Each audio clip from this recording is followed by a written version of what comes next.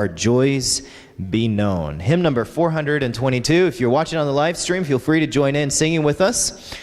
If you're on the YouTube live, feel free to join us there as well. Well, let's sing hymn number 422. We'll do the first and last verses. And yes, just tap the top. We'll get started with our meeting this evening. Come in. Welcome.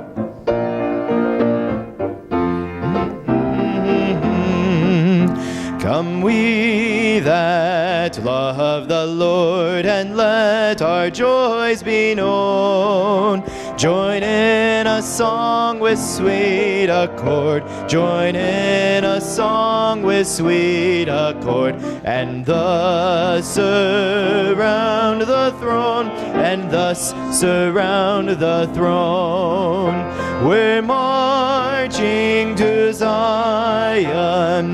Beautiful, beautiful Zion. We're marching upward to heavenly Zion, that beautiful city of God. Hymn number 422, fourth verse. Then let our songs abound, and every tear be dry. We're marching through Emmanuel's ground. We're marching through Emmanuel's ground to fairer worlds on high, to fairer worlds on high. We're marching to Zion, beautiful, beautiful Zion. We're marching upward to heavenly Zion, that beautiful city of God. Amen. Well, let's begin our meeting this evening with prayer, and then we'll start our discussion of some really interesting questions that have come in. But bow your heads with me, if you would, as we ask the Lord to be with us.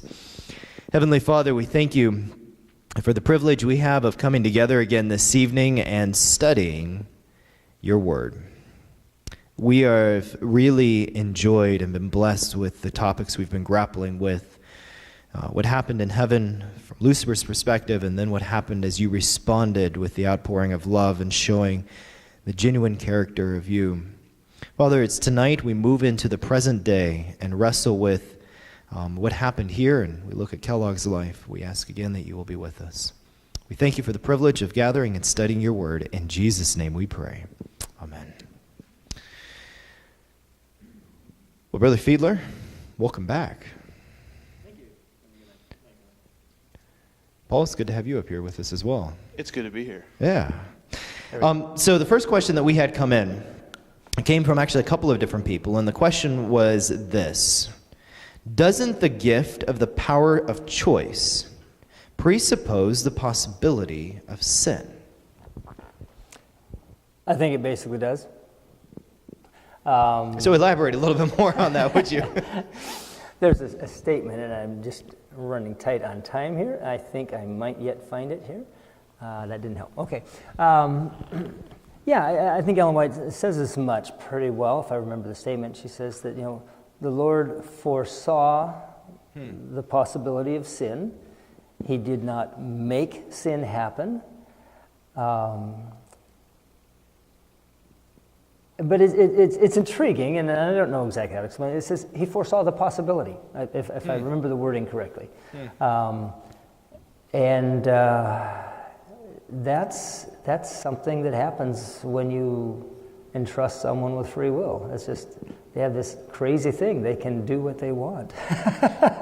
And that comes with a risk, but having a relationship that's genuine was worth the risk. Yeah. To me, that's one of the central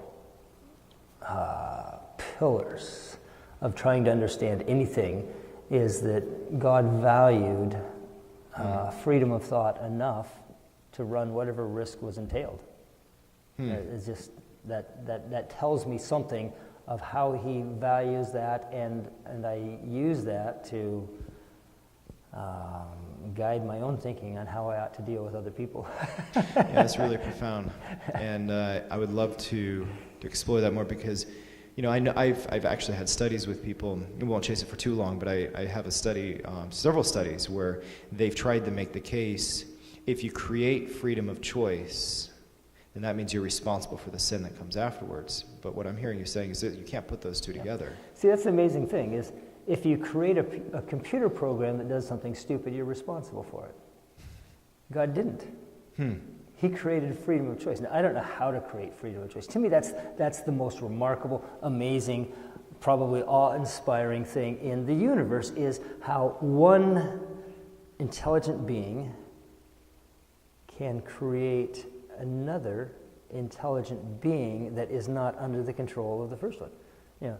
How do you cut that ties? It's like artificial intelligence. They keep talking about this, but anybody that really knows what's going on, they keep pushing it off. Well, it's probably another 10 to 15 years before we get to the point where they start whatever. And I don't think it's ever going to happen. I think it's been a while now, but another 10 to 15 years, I think we'll get it, and I think 20 years, well, probably in about 10 years we can, It just keeps going on and on, yes. Yeah. How do you, I don't care whether you're working with silicon and, electronics, or the mushy stuff that God chose to work with, I mean, it's still stuff.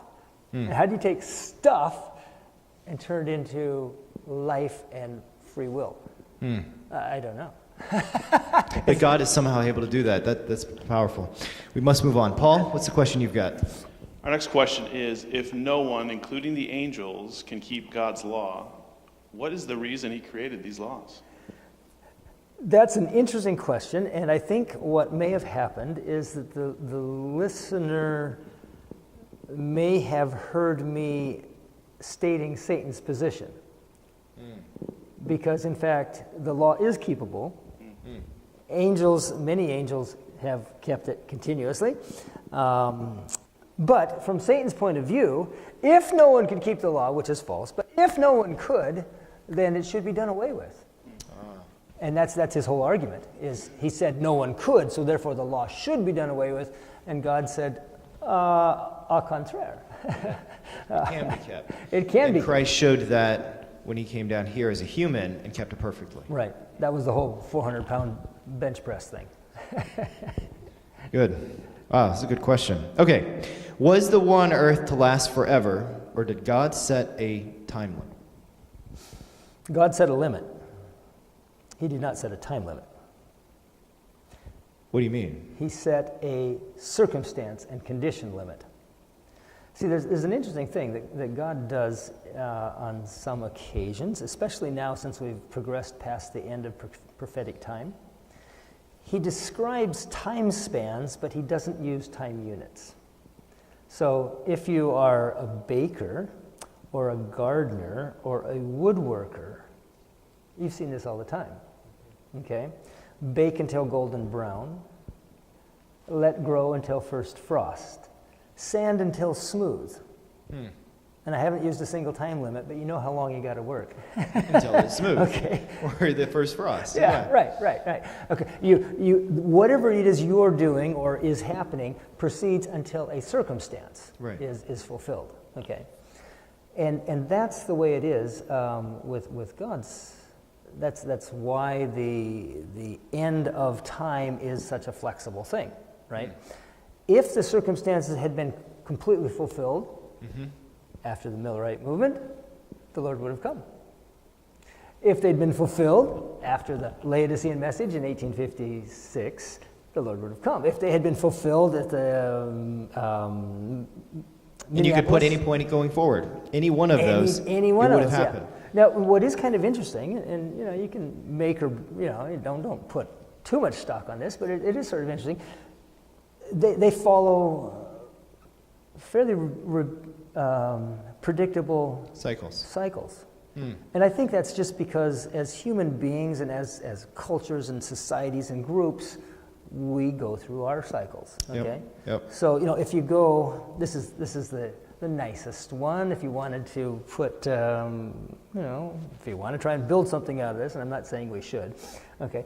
But if you start off with 1840s, Ellen White says that if the Millerites had all, carried on, it would have finished up. No, okay, they didn't work out. So go roughly, let's say, 40 years later, you're down to the 1880s. Okay, 1888, Minneapolis. Okay, if you go 40 years from there, you're down to the late 1920s. Well, 1927, A.G. Daniels wrote the book Christ Our Righteousness, which retold the story of 1888 and created a bit of a revival. Interesting. It didn't go huge, it didn't last long, but it was there. If you go 40 years from 28, you come down to 1968, 1969, and those of us who are old enough may remember that there was actually a revival in the United States, in Adventism in the United States, and I just want to be careful on this, but anyhow, don't take me wrong, but it got sidetracked off into mush-headed emotionalism with people standing on the beach singing "Side by Side We Stand." Nothing wrong with the song, but it seemed to get derailed a little bit. Right, yeah. Right. Yeah. So you jump forward in that, and you come down to 2008. Well, if you go from the terminal point, say, of and I remember that one. You know, I remember that very poignantly because, like, I was a freshman in academy, and there were kids that had been deeply involved in this revival the year before. And I remember maybe 3 months into my freshman year, their senior year, I overheard a couple of them, and they had this, you know, they developed this little habit, custom, whatever, you know. It's like, you know, have you got it? Meaning, I suppose, something shorthand for have you got a thriving relationship with God or something like that, you know. And I remember one fellow saying to the other guy, you know, in the hallway in the dorm, he says, have you got it? And I'd heard that before, and it was always, yeah, got it. And this one particular day, he says, have you got it? He says, I don't think I've had it for a while. And just the whole thing kind of, you know, and there was, statistically speaking, my graduating class is the class that has had the lowest retention in the Adventist Church of any graduating class from our academies in the United States. You know, very interesting. So there was a definite slump, right, that followed after that. Up and then a down. But yeah, so if we go from the, you know, make that the early 70s, say, okay, and you go another 40 years, you're kind of down into the GYC era. And a revival that happens again. And revival happens again. Interesting. Very fascinating. And here's a real question. What do we do with it? Is the cycle coming around again? Yeah. Is the cycle going to go up, or are we going to circle another 40 years? You know? Which, it's not, I don't think, coincidentally, and then we got to get to Paul because we Yeah, want to get to your lecture, okay. But I don't think it's coincidental that it's a similar cycle of the 40 years that the children of Israel were in the wilderness. Yeah. So we've just been kind of circling around this wilderness for the last number of years. But nor do I think it's gospel, nor predestination, nor, you know. No, understand. It's So just an interesting let's not get carried observation. away on that, but, you know, it's just, Yeah. it just kind of happens, sort of, kind of. It's just an interesting observation. Yeah. Paul? Do we have to move on? Because this is intriguing. You want to stay on this one? I would love to sit and talk about this all night long. That's incredible. I wish we could. So, when did the war on Earth start, and how long until the time limit is reached? Oh, yeah, we're back on the time limit thing. There's no time limit. So maybe that answered the question already. Yeah. The war on Earth started kind of before Earth was created, almost. Even when the covering cherub presented his request that he be made prince of this world, and this was not accorded him. You know, Right. And he got bent out of shape at that point, and you know, so it's kind of like, you know, Lucifer's here in heaven, and he hears plans, and he says, you know, and you know, I don't know how much to read into it. You remember the whole thing about angels or human beings passing up angels? It's possible that Lucifer heard some of those plans, and he says, man, I need to get the top of this game. If I'm the prince of their planet, I got a thumb on him. You know, I can protect my position. Maybe he said that. I don't really know. But you know, nonetheless, he asked, I want to be prince of this world that's being planned. And God said, no, it's not going to be you. It's going to be him. And the way I see it is Lucifer basically said, yeah, we'll see about that. I like that place. I'm taking it. And that's what led to here. Wow. Wow, this is really, did you enjoy that? Wasn't that interesting? Keep sending your questions in. Pastor Jericho, his phone number, I don't know that we have the slide up, but we'll get that up for you later, and make sure that you send them in. Keep the questions coming. It's enjoyable. Thanks, Paul, for joining us. And Brother Fiedler, we'll turn the time over to you, and let you take it away from here. I know you've got to set your computer up. Yep, So we'll let you go ahead and get that set up. The technology here. And let you take it from here. Thanks so much.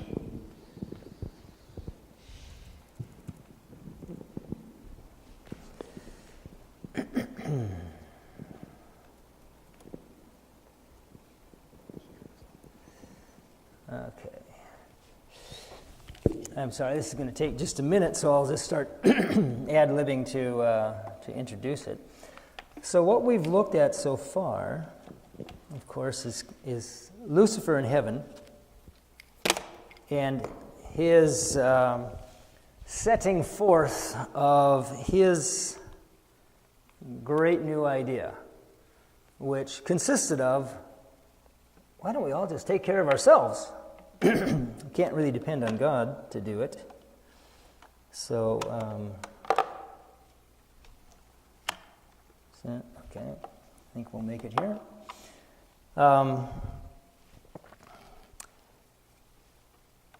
And that was a new idea. And he kind of created havoc in a lot of ways.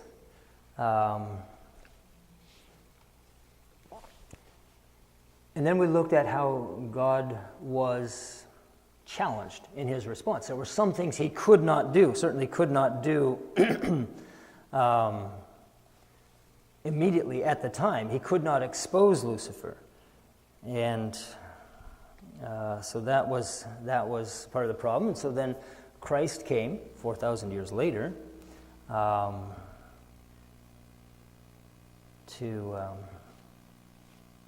okay. We'll get this going here. Sorry. Somehow the system messed up my thing, and I had to reboot it, and I didn't get all the other stuff back up. But we're getting there.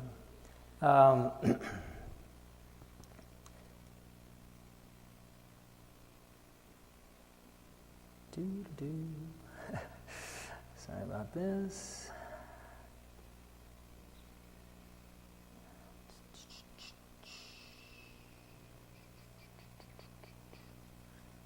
Okay, that's awkward. We're getting there. Oh, it should be under localized. Or say a prayer. Oh,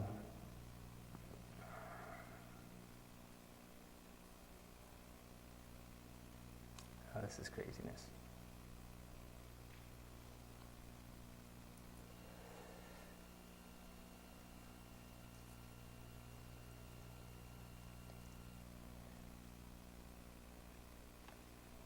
I have no idea what this is. Let's try this one. Let's try that one. Let's go there. Okay. There we got one. Okay. It'll come. So we looked at Christ, and we saw a number of key things. His job was to represent the character of his Father. Okay? And that was the divine answer. There was really only one weapon in the divine armory to respond to Lucifer's accusations. And it makes sense when you stop and look at it, because the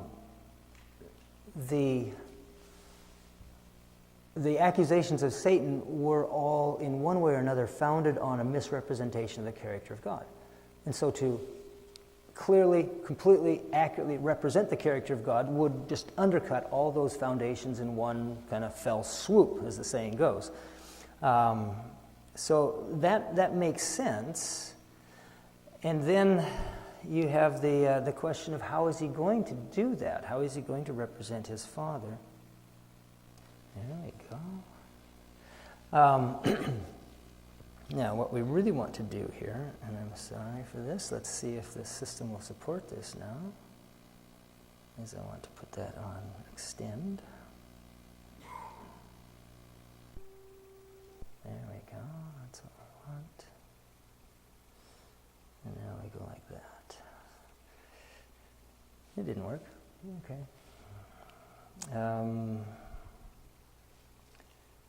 Yeah, this is not a problem I normally have. I don't know why we are just getting so much grief here out of this. I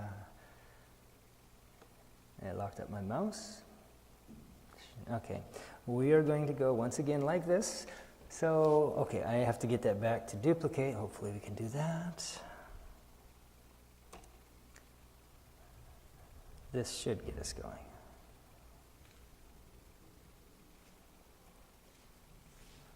Oh, craziness. Okay. Saying a prayer might not be a bad thing. Okay, I want to duplicate. Something, when I plug into that, it makes my mouse disappear. And We're going to sing a hymn. Will you work on the technology? How's that sound? No, Lindsay, if you want to get on the piano, we'll just sing a verse or two until we get it all working. That allows him to focus on that and not trying to talk and work at the same time. It just totally messes up my mouth. Let's turn to hymn number 474. Take the name of Jesus with you, child of sorrow and of woe. Hymn number 474.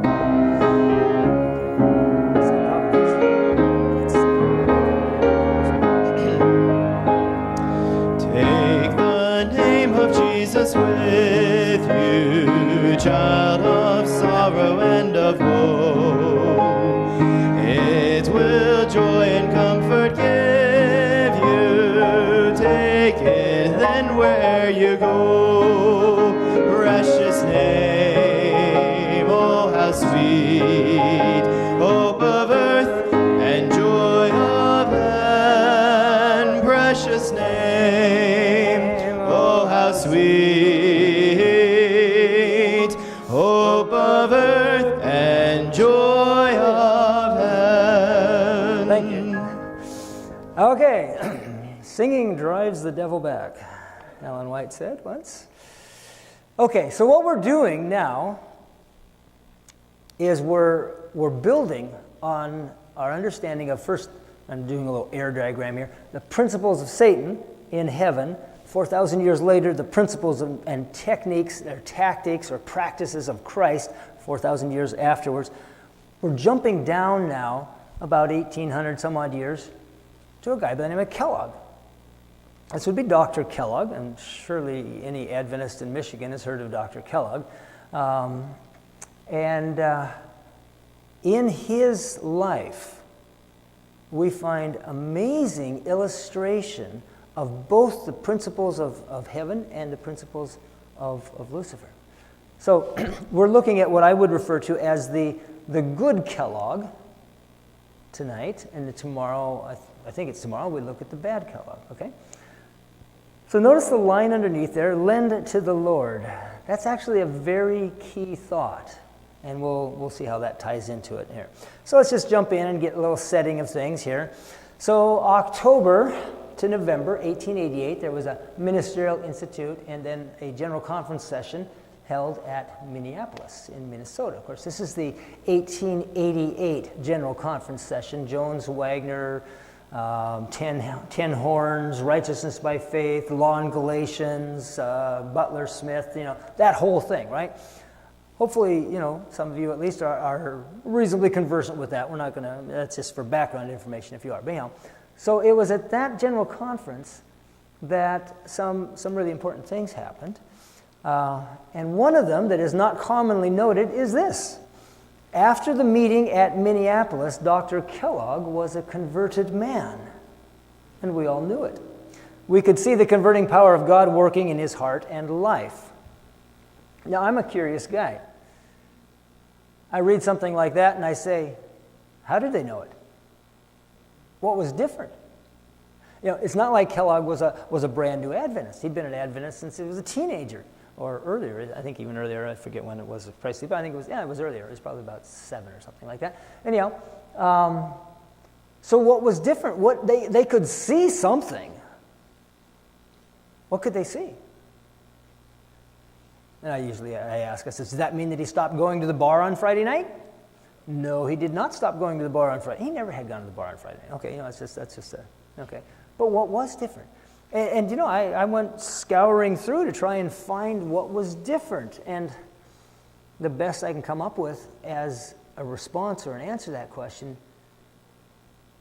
after he was converted, he started being nice to people. Which seems like a good thing. But Kellogg was kind of a larger-than-life individual. And to him, being nice to people was a bigger thing than mere mortals like myself might take on. But notice this. When the believer is justified because of the merit of Christ, that's Christ our righteousness, right? That's 1888. When the believer is justified because of the merit of Christ, he is not free to work unrighteousness. Faith works by love and purifies the soul. Faith buds and blossoms and bears a harvest of precious fruit. Where faith is, good works appear. The sick are visited, the poor are cared for, the fatherless and the widows are not neglected, the naked are clothed, the destitute are fed. That's what converted people do. And that's what Kellogg started doing. He was nice to people. Faith in Jesus Christ as our personal Savior, the one who pardons our sins and transgressions, the one who is able to keep us from sin and lead us in his footsteps, is set forth in the 58th chapter of Isaiah. So if you want to know what righteousness by faith looks like, read chapter 58. Here are presented the fruits of a faith that works by love and purifies the soul from selfishness. Faith and works are here combined. Thy righteousness shall go before thee. That's quoting from Isaiah 58, I don't know what is it about, verse 7 or something like that. She says, what does this mean? It means Christ is our righteousness. Okay, so there's actually a very integral relationship between Isaiah 58 and righteousness by faith. And Kellogg was converted at the great, and I don't know that means he was totally unconverted before, but maybe he had a deeper conversion, maybe he had a reconversion. I'm not exactly positive, I couldn't tell you that. But he was converted in whatever way, in whatever degree, or however it might have happened at the Righteousness by Faith conference, right?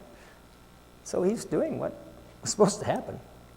Well, so let's just blank that out for just a second.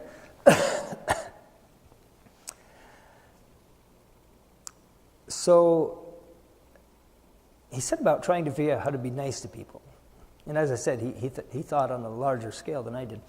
And so in the summer of 1890, he approached Ellen White.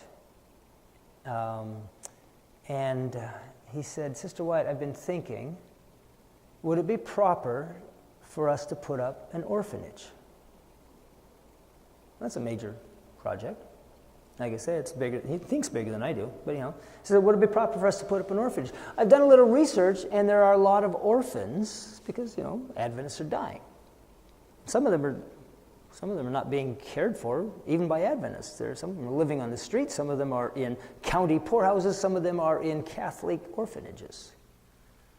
Should we put up an orphanage? And her response was positive in regard to that particular thing.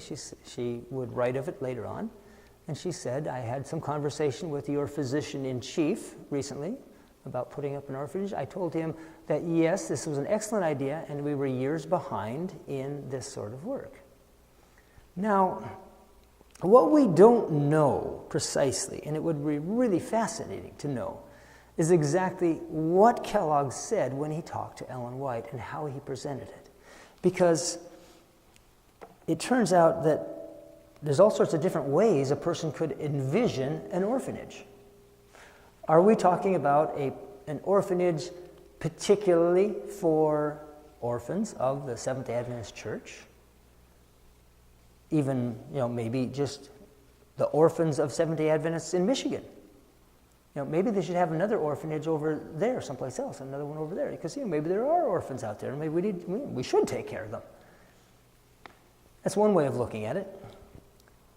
On the other end of that spectrum is, should we establish an orphanage to care for every orphan on the face of the earth?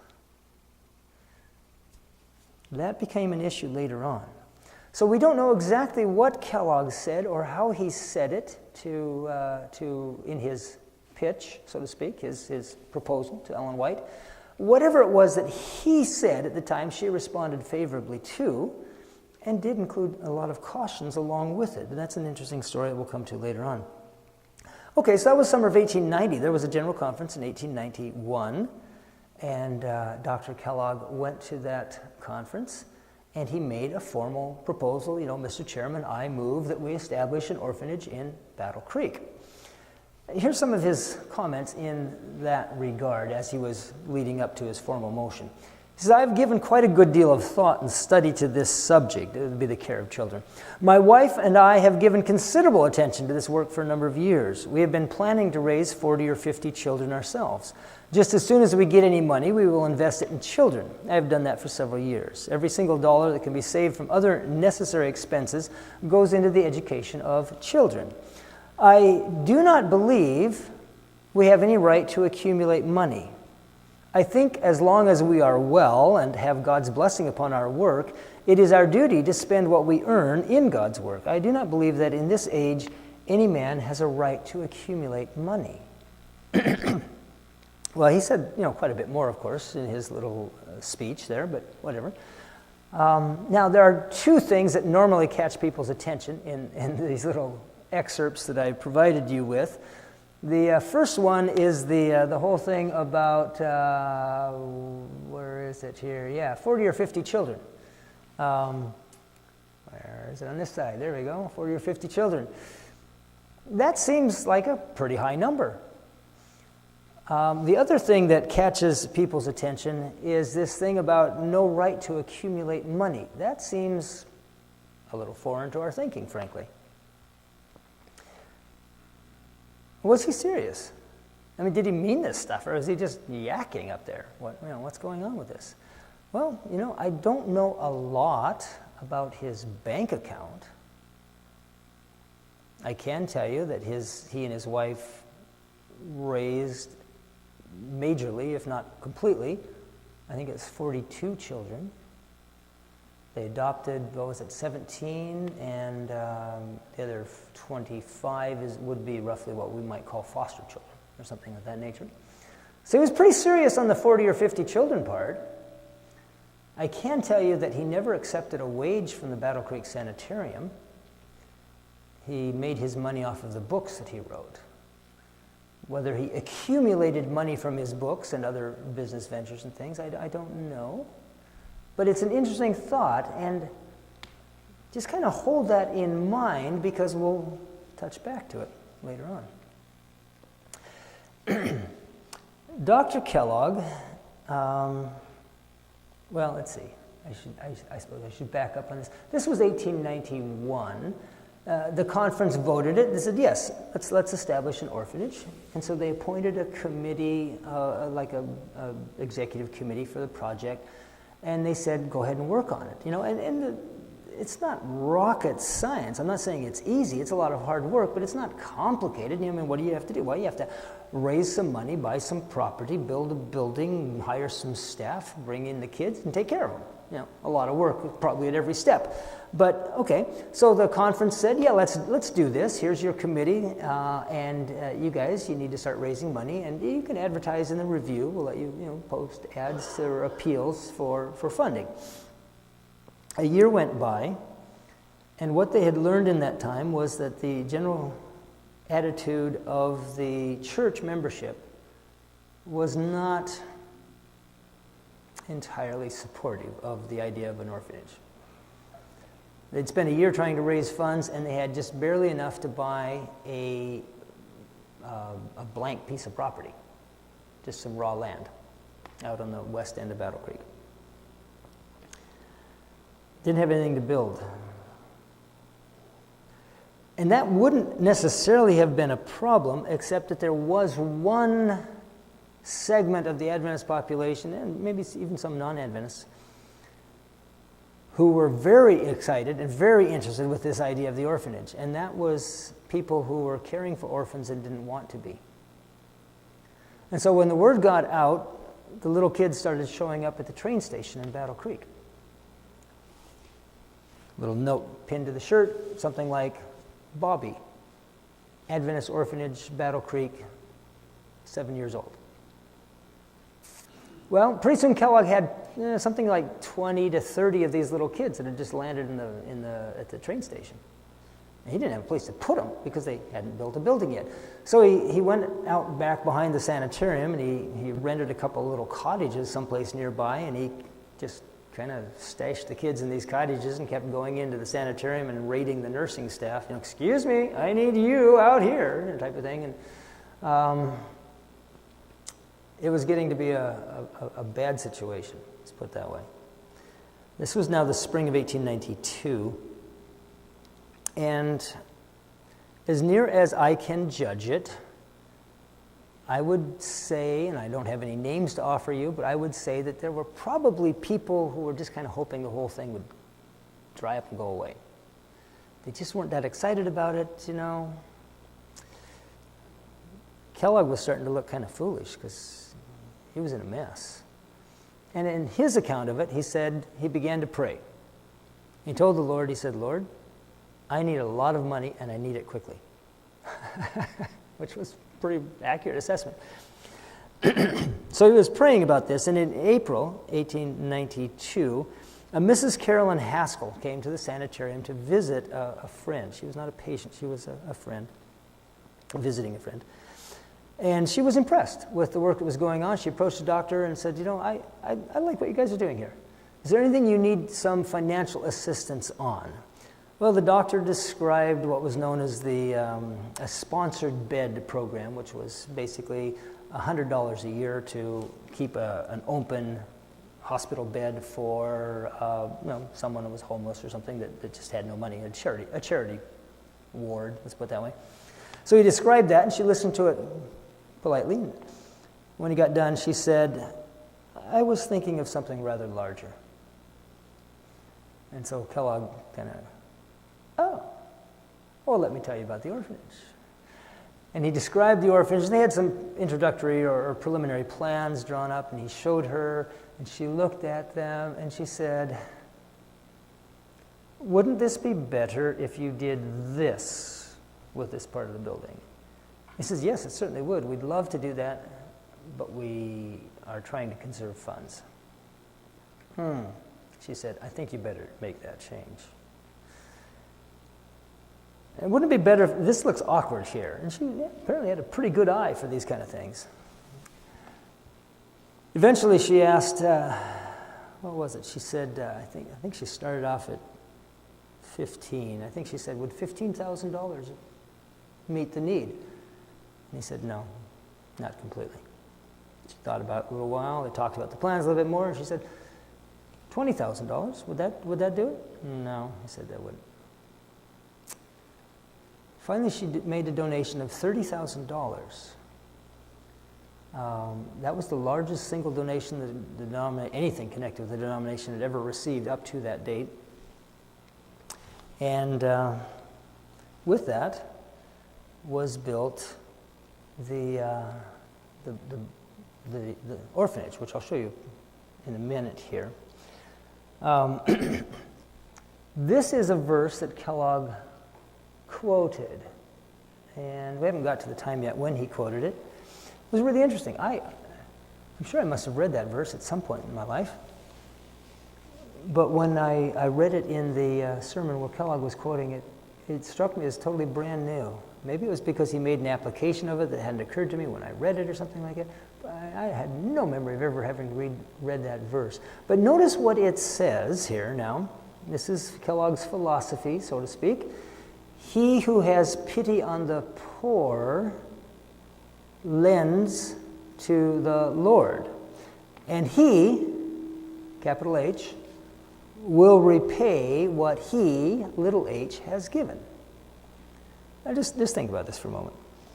Supposing I find myself in financial difficulties, and so I go to your pastor and I say, Pastor Phil, could you lend me $100? He would say,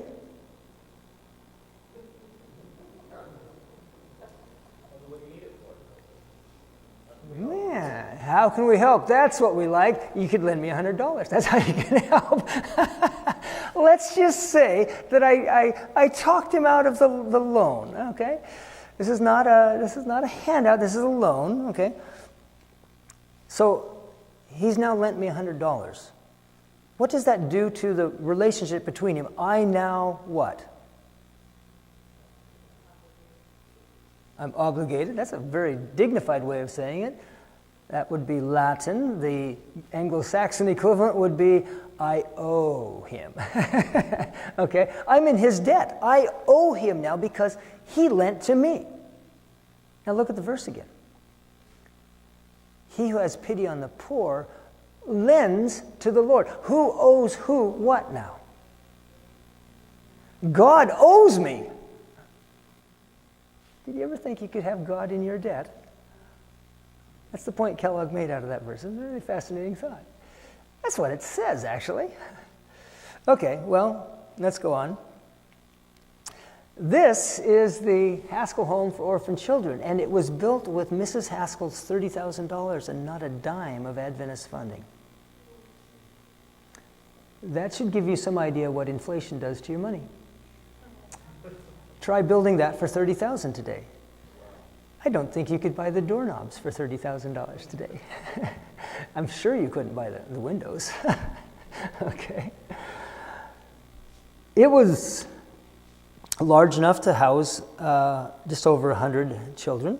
It was not one big massive cave on the inside. It was really very philosophically advanced for its day. It was kind of divided up into a number of separated housing units, and they created a family. Instead of putting, okay, all the 1-year-olds go in that corner, all the 2-year-olds go over there. They didn't do that. Okay, they had, like this little family unit over here, they had maybe an infant, a 1-year-old, a 3-year-old, a 4-year-old, a 5-year-old, a 7-year-old, whatever. They created like a family. There's all sorts of good psychological reasons for that.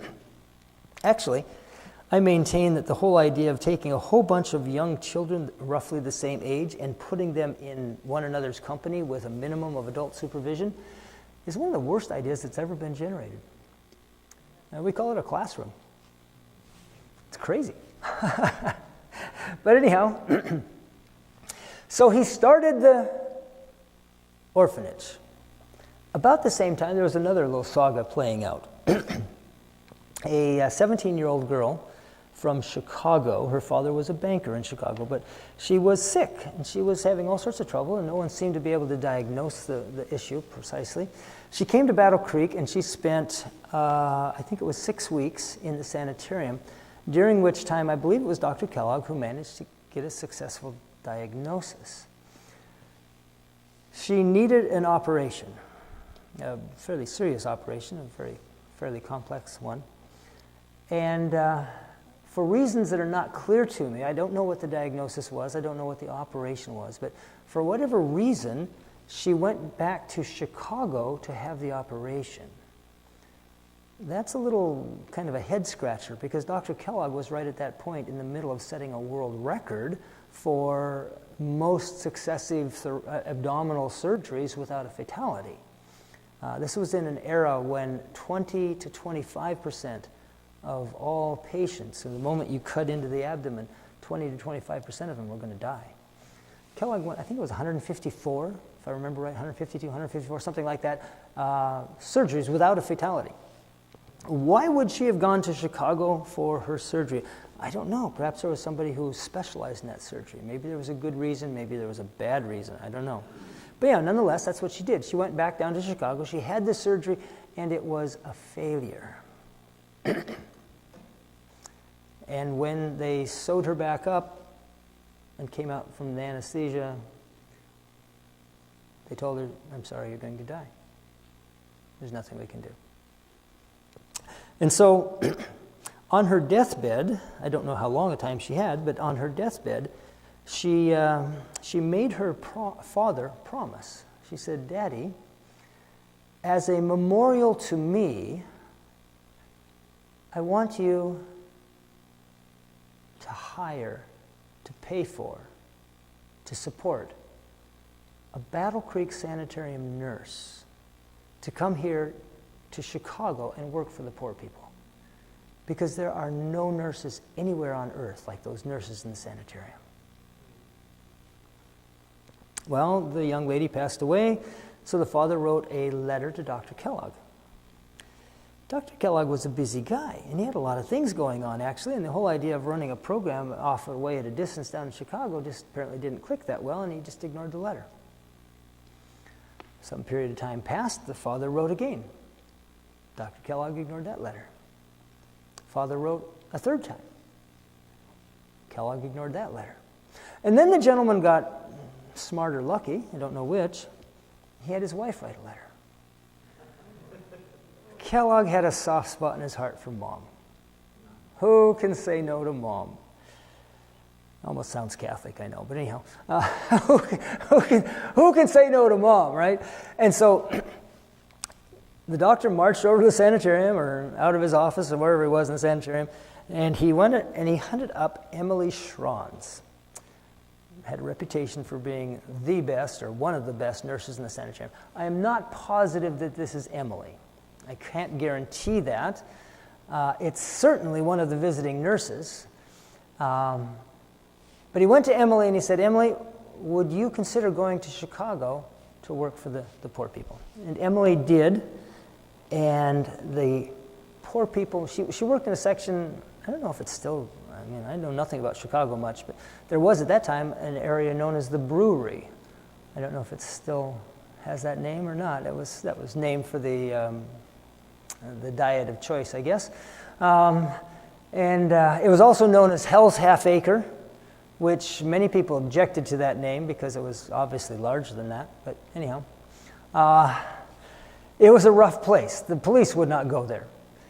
And so these nurses, day by day, they would march in there and treat the people with respect and kindness, and the people loved them. These nurses were the only ones on earth that treated them with respect, and they loved them dearly. Well, that program began in the summer of 1892. I don't know the exact date. About the time they were beginning to build on the Haskell home. I have a manuscript that came into my hands. It's dated January or February, I forget which, 1892, and it's an article that sounds like Kellogg writing out a suggestion. He says, I'd like to suggest that we institute a new program. I've never yet been able to identify that whether it's accurate or not, whether the date is accurate, whether it was ever published anyplace. I've not found it that way. I just have this retyped version of the thing. But what he's proposing there is the formation of what he calls Christian help bands. I don't know if the article was ever published under the date that I have on the copy that I have, or if the dating is just inaccurate. What I can tell you is that on the first Friday night of November that year, he called together a lot of the workers in the sanitarium down to the cafeteria, and he said, we've got, and I didn't tell you this, I'm sorry. Mrs. Haskell was no relation to Stephen Haskell, the pioneer minister. She was, in fact, not a Seventh-day Adventist at all. She was a Presbyterian. The banker whose daughter had died was not a Seventh-day Adventist. And so now in November, Kellogg says, it took a Presbyterian to do something for our orphans. It took, I think it was Baptist, whatever, a Baptist banker in Chicago to get us started doing something to help the poor people in Chicago. And here we sit with an entire sanitarium full of doctors and nurses and helpers and all this thing. Can't we at least do something for Battle Creek? And so he encouraged the formation of what he called a Christian Help Band. It's a highly technical thing. It's a band of Christians that try to help people. And so the formula for the original Christian Help Band was one leader, two mothers helpers. These would be middle-aged women who went door to door in an assigned area of town, visiting every home, finding out, are you well? Do your children have adequate clothing for the winter? Do you, is somebody, are you trying to find work? Did you lose a job? Are you hungry? Do you need food? Are you starving? There were some tough, places going on. So that was the mother's helpers. There were 3 young gentlemen with no particular other qualifications required. They were known as burden bearers, and their job was to move stuff from here to there, and back again probably sometimes. There were 2 nurses, and then a Bible worker. So there were 9 on the team. And that Friday night in November 1892, they formed Christian Help Band Number 1. It's interesting, the leader was an Australian by the name of A.W. Simmons, who had come over to Battle Creek to take a nursing course. He was the leader of Christian Help Band Number 1, and his own life story is a fascinating one from there on out, and it serves really well to illustrate a number of things, but I can't go into that in the moment. So the Christian Help Bands were started in November 1892. Something else really important happened that month. A little bit later, November 22, 1892, Ellen White wrote in the Review. Now, it's interesting, she was in Australia. That means she had to write this probably a minimum of 6 weeks before, just for the boat to get over here with her manuscript. She wrote this: "The loud cry of the third angel has already begun in the revelation of the righteousness of Christ." Now that created a bit of a stir, as you might imagine. If you remember your eschatological chart, the loud cry is something that happens just before the second coming, or just before the close of probation and the plagues and all that stuff, and then the second coming. Okay. That statement came out in late November 1892. A couple of months later, in January, February, what are the dates? I'll get them here. Yeah, end of January into March, there was a ministerial institute and then a general conference session. So all these workers come back to Battle Creek just a couple of months after the statement comes out. The loud cry has begun. It probably created a bit of a buzz. I mean, I hope they were impressed with it. Elder A.T. Jones presented a 24-part series of studies on the third angel's message, which went from start to finish through that session and was built largely off of that idea that the loud cry has begun. And that series has been reprinted at least 3 times. It's excellent material. I encourage you to read it if you have any interest in the third angel's message, or righteousness by faith, or 1888, or Adventist history, or whatever else. It's good stuff. What was lost to history was that Dr. Kellogg presented a series of 8 talks on medical missionary work at the General Conference. And I say lost to history because they were not included in the General Conference Bulletin.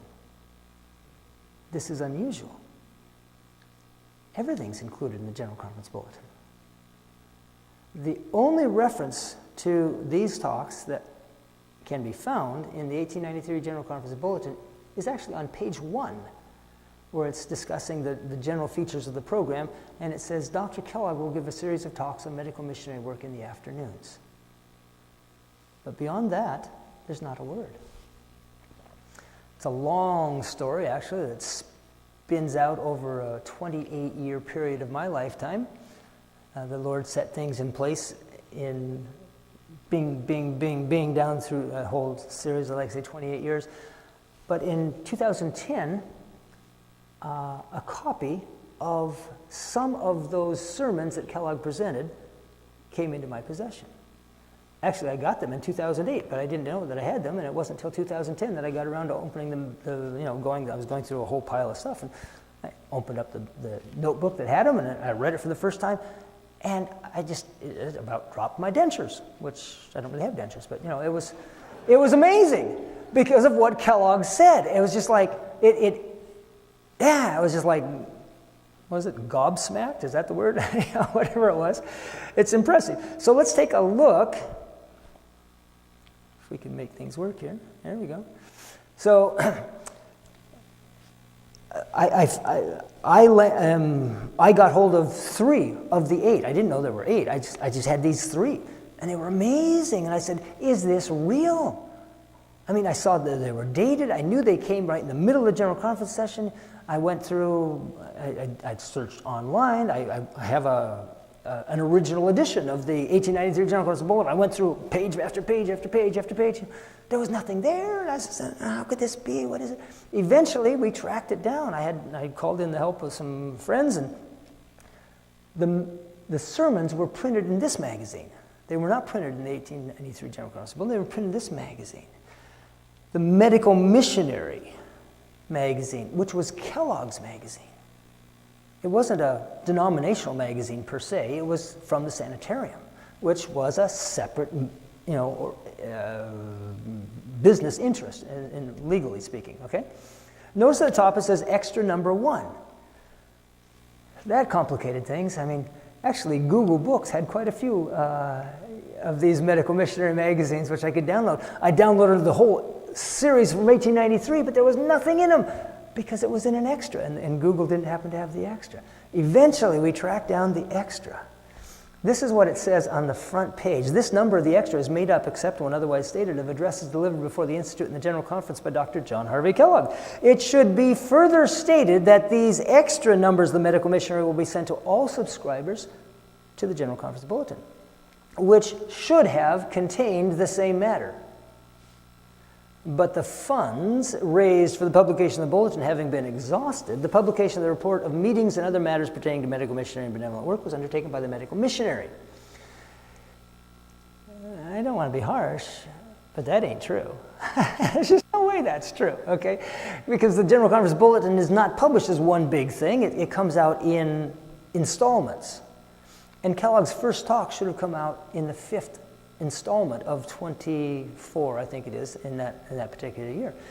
There's no accountant on earth that would say, oh, looky there, I can see that we've already exhausted all our funds, even though we've only printed 4 little installments so far. And the only way we can possibly save this whole thing is, well, let's just cut out everything that'll be just perfect. If we leave out everything Kellogg says, then we have the money to do it. There's nobody in the world that could say that. Somebody decided not to print Kellogg's stuff. It just vanished. It vanished so much that Willie White didn't even know it. The beginnings of Christian help work under this name date from about the year 1893.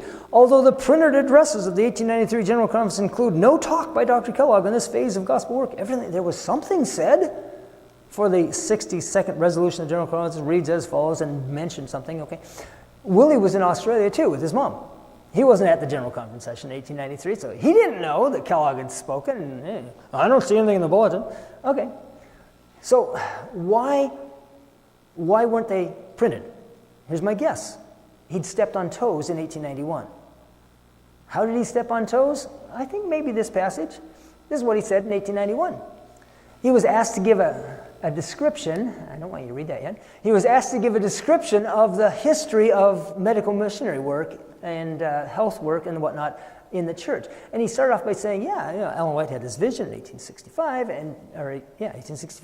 and it was accepted, and for probably 10, 15 years it was well received, and people were enthusiastic about it, but then it kind of began to drift away. And so this is what he says here. The backward movement continued, however, until it seemed almost like a stampede. Men and women who had for years testified to the great benefits received from the adoption of health principles suddenly discovered the health reform did not agree with them. That 2 meals a day were insufficient to support a working man, especially brain workers who need more nourishment than those who use their muscles only. Sarcasm implied there, right?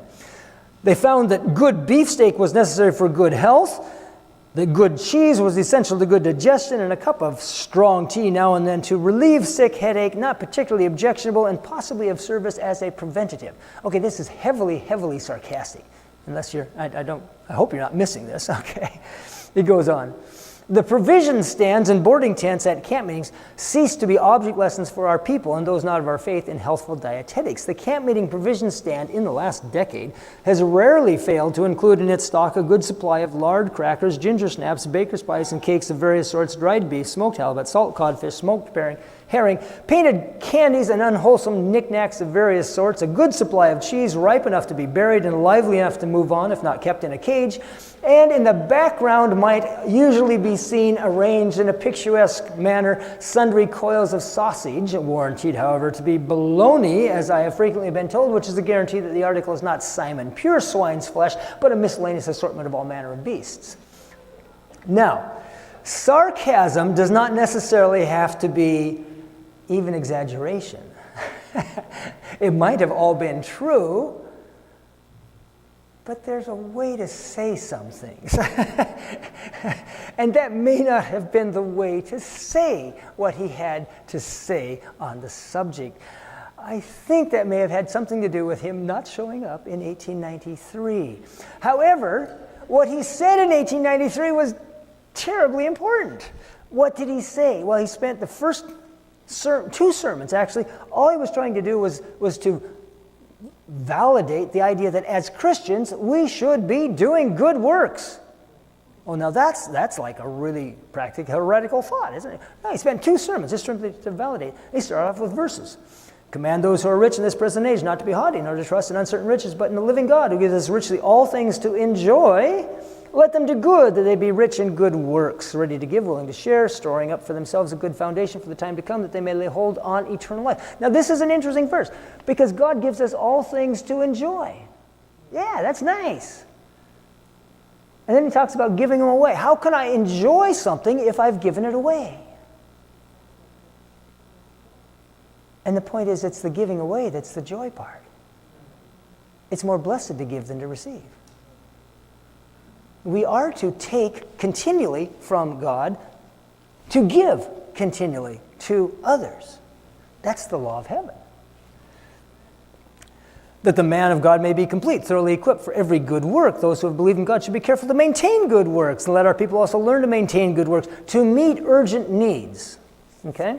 This is another one of those appositive structures set off by the commas, right? I kind of like it. It helps to define what's Paul talking about here. When he talks about good works, I think that's a pretty good example of it. Maybe not the only one, but to meet an urgent need, that's a good work. That he might redeem us from every lawless deed and purify from his own special people, zealous for good works. We should be out there beating the bushes to do good works. That's what Kellogg was saying. In 1 Corinthians, Paul exhorts us, be followers of me, as I also follow Christ. Peter tells us, he left us an example, we follow in his steps. Peter then tells us that he went about doing good. It is evident then that if we are Christ's servants, if we follow Christ, we must also go about doing good. We are not to wait for the opportunities for doing good to come to us, but we must go about doing good, seeking opportunities to do good, to help the needy, to bless and comfort the sorrowing, to uplift the fallen. We must search them out, not wait for them to hunt us up and move us to action by our appeals. We are not to be narrow in our charities, for Paul says, let us do good to all men. It is true, he adds, especially unto them who are of the household of faith, but this does not excuse us from doing good to those who are not of the household of faith, for he says, all men. And certainly, we cannot hide behind this apology, for we have not been good even to those belonging to the household. Ooh, what's he talking about? Who had we not been good to? The orphans. And, incidentally, the aged ministers. That was another category that Kellogg originally wanted to work with. Mrs. Haskell gave the money for the orphanage, and so it came to be known only as an orphanage, but Kellogg was interested in the other as well. For years and years, we have been well able to furnish a home for the aged, the infirm, the homeless, for poor widows, worn-out ministers, aged pilgrims, and helpless children, members of our denomination, old pioneers in the cause who gave liberally of their property in the early days when the work was just beginning, and whose faith in the truths which we profess has led them to put all their earnings into the cause, instead of hoarding up a competency for themselves. All these worthy and deserving ones who appeal to us on fraternal as well as humanitarian grounds we have neglected in a manner which has become a denominational disgrace. And yes, Dr. Kellogg was homeschooled, and yes, that is one sentence, and it's perfectly grammatical. Those boys knew how to write back in the day. Okay, that is a single sentence. I tried to get to it all on one breath. I couldn't quite make it. Okay. A denominational disgrace. Wow. And here's another word in here that's interesting. What is this word here? What would we say? What's our synonym for that word? Excuse me. Yes, a competency is what you would build up over a lifetime of labor, saving it away, and it would be competent to keep you alive when you couldn't work anymore. Today we'd call it a retirement fund. Retirement fund, yes, okay, a 401k or something else. These are people that followed Kellogg's comment 2 years before. They did not accumulate wealth. We as a church have an obligation to care for them. They are our family. Okay, so these next couple of slides, you're going to see some in red. That's Ellen White that Kellogg is quoting. He went 2 sermons with just the Bible. And then it's like he said, I don't know, what else can I do? Let's try some spirit prophecy, see if that persuades anybody. Ellen White writing, we have seen the widowed mother with her fatherless children working far beyond her strength in order to keep her little ones with her and prevent them from suffering for food and clothing. Many a mother has thus died from overexertion. Kellogg says, a mother who has the true instincts of self-respect will not go from door to door begging. She will suffer rather than complain. And because people do not complain, because they do not clamor for assistance, we do not stop to think that they may be suffering. We seldom inquire after them. Now, I would have to say that I personally believe that our society has changed a fair amount in the last 100 and whatever odd number of years. We are better at clamoring for assistance now than we were 100 and some years ago, society-wise, okay? It's not the same circumstances. You would have people back in those days who would literally die of starvation before they would ask for help. That's not really the mindset. Thanks to Social Security and a few other such things, we have created a society that is very entitled. So, things do change. How little has been done by us as a people for this class? And Kellogg says, please think of that. That was said 2 years ago. Well, okay, it's been longer than that now. How little has been done by us as a people for this class, for mothers, for widowed mothers. Have we not come far short of our duty? We are not doing as much as is done by other denominations. Now, I don't say this. The Lord says it. Don't blame me. He says, it's in red here. I'm quoting her, not me. Okay? We have set ourselves up on a high pinnacle and say we are God's special people. Our cause is the Lord's cause. And we talk about ourselves as being the peculiar people, and yet we are not doing as much Christian work, and Christian work of a very important character, as other denominations are doing. Again, Ellen White says it is right that more should be expected of us than of others. Now the question is whether Seventh-day Adventists are going to lead in this work, or is it going to be left for someone else to do? The Lord has given us here a very precious work to do. It is not the whole of the third angel's message, but it is a part of it. You read in Isaiah 58 how we can make our light shine. If you draw out your soul to the hungry and satisfy the afflicted soul, then shall your light rise in the darkness, and that darkness shall be as the noonday. I'm quoting from the New King James because that's how I have it memorized. But anyhow, Kellogg's saying something really fascinating here. I think this thing's... Okay, we'll see it here. He quotes Ellen White, when the advocates of the law of God plant their feet firmly upon its principles, living out in their daily lives the spirit of the commandments and exercise true benevolence to men, benevolence just means trying to help other people, then they will have power to move the world. He quotes Ellen White, and then he says, we shall never have moral power to move the world. We shall never see the loud cry nor make the third angel's message go to any great extent. We will never see it go so as to move the world at least, until we carry out these truths in our daily lives. He's saying something really fascinating here about the loud cry. We cannot get moral power to move the world until we get to where we will do what the scriptures and the testimonies say we must do. We have not done it yet. We have waited for outside people to come in and build our orphans' home. The Lord may be ready to start the loud cry, but we are not ready, for we have not done our part, and the Lord is waiting for us to do something in the direction of good works. If we want the loud cry to begin, brethren, that is the place where it's going to begin. The loud cry is going to begin with our doing the things the Lord in this chapter, Isaiah 58, says come before the loud cry. So he says we must afflict our soul. We must draw out our soul to the hungry and satisfy the afflicted soul. He says if we will do this, our light will shine. I'm just going to skip that for now. If the loud cry has been begun by our people, it must be because we have just begun to do a little in the way of letting our light shine. In the last year, they'd started the orphanage, they started the visiting nurses program, they started the Christian help bands. Kellogg had started all three of those. That's the little that was being done to let the light shine as per Isaiah 58. But we have done so little in that way that it seems to me that before the loud cry will make any great noise in the world, we will have to let our light shine a great deal brighter than we have ever yet done, because the works come first. The light must shine through these good works before we can be called the repairers of breach, restorers of paths to dwell in. For that promise comes after all these conditions, you see. 2 months after Ellen White says the loud cry has begun, I wish Kellogg would let me edit some of his wording. There are a couple of places where it almost makes it sound like he's contradicting Ellen White. It's like, she said the loud cry has begun. He says, no, it hasn't begun. No, he's not really saying that, please. Kellogg had a reputation at that point for being the strongest believer in Ellen White in all of Battle Creek. Okay, he was not picking an argument with the spirit of prophecy. But what he's saying is, if the loud cry has begun by our people, it must be because we have just begun to do a little in the way of letting our light shine. And it's certainly true that, the only one who knew the loud cry had begun was Ellen White. Okay. The rest of the church hadn't noticed, and it certainly wasn't on the front page of the New York Times. Okay.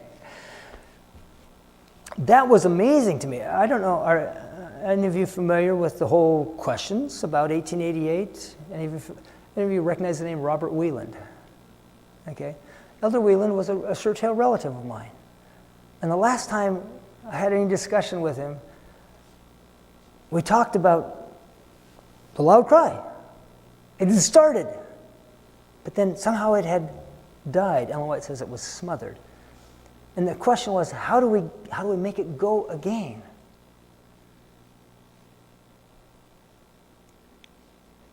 Elder Wieland spent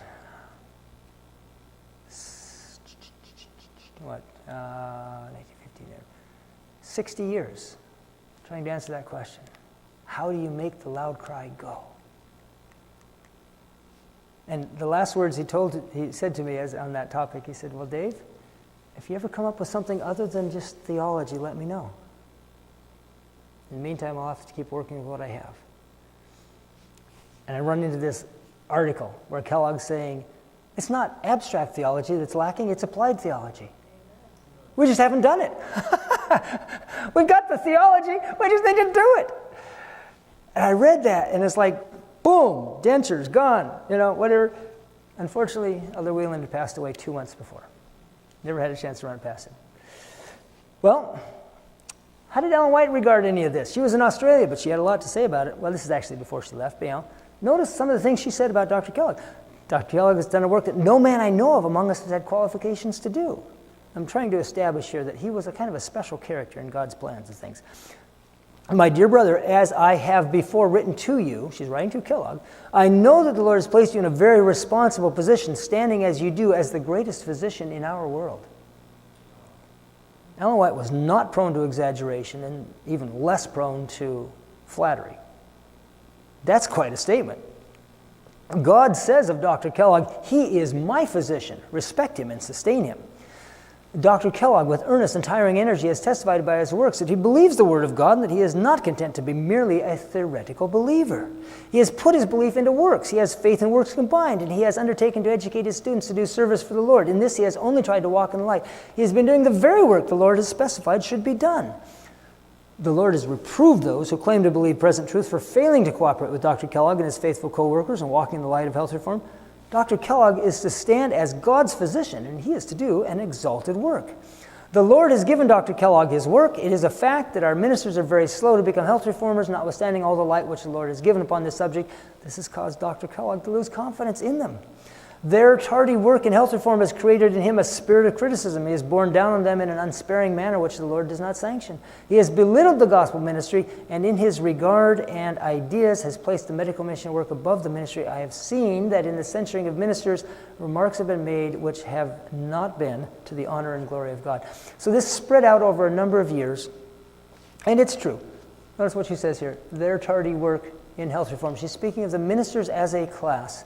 They were slower to adopt health reform. Now, let's not pick on the ministers. Let's think about this for a moment. Ministers in that day were not settled pastors. They were itinerant evangelists. You go back to the 1880s, try getting on a stagecoach and landing at some little hotel or someplace or whatever and try to find some vegetarian food, I think it was pretty tough. I mean, they didn't have refrigeration. They didn't even have blenders. How can you be a vegetarian without a blender? I don't know. It's beyond me. Okay, I ran a vegan restaurant for a couple of years, and we used blenders.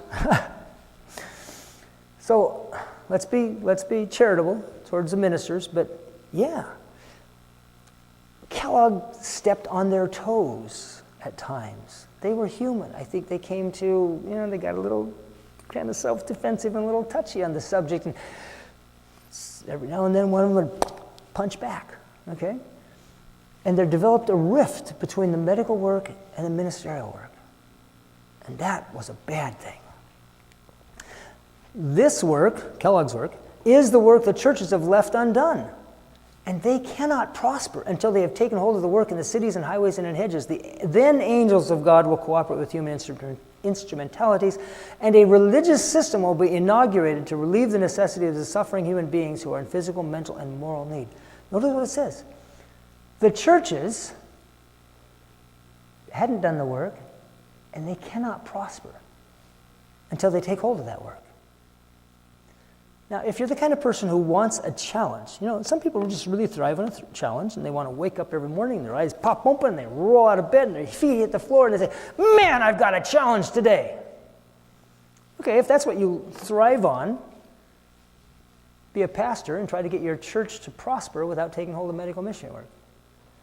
You can beat your head against that wall all you want. You're never going to succeed. But you'll have a challenge every morning when you wake up. Me, I'm a wimp. I like challenges that I have a chance of winning on. But if that's what you're into, go for it. Otherwise, we need to pay attention to this. My brethren in America, in the place of questioning and criticizing Dr. Kellogg because he is doing the class of work he is, when you do your God-given service, you will be heart and soul engaged in doing the same kind of work, which will be of far more account in the sight of God than for so many to flock into Battle Creek where they become religious dwarfs because they do not do the work God has appointed them. That's an unusually harsh statement from Ellen White. Religious dwarfs, that doesn't sound like a recommendation. That over which Dr. Kellogg feels the deepest is that Seventh-day Adventists have made his work so hard. They have not taken any pains to become acquainted with his earnest, determined effort to train and educate workers. All who have reasoning minds ought to have seen that his work is far ahead of anything they have done or could do. They should have been very careful how they placed additional burdens on him by ignoring the work which they should have been forward to share. There is just a ream of this stuff all through the 1890s when Ellen White was off in Australia. All she could do is write back letter after letter after letter, and there's tons of these letters. She would write to Kellogg, and she would say, Dr. Kellogg, you must be patient with your ministering brethren. You have to work with them. And she'd write to the minister and says, you guys need to work with Dr. Kellogg. You need to get in there and help him. And she was never fully successful. Speaking of Kellogg's work, this is not a fanatical and superstitious work. It is the work that Christ did when he was in our world. So you begin to see the pattern here. I mean, we have Lucifer that we looked at a couple nights ago, or Sabbath morning, I guess it was. Then we have Jesus.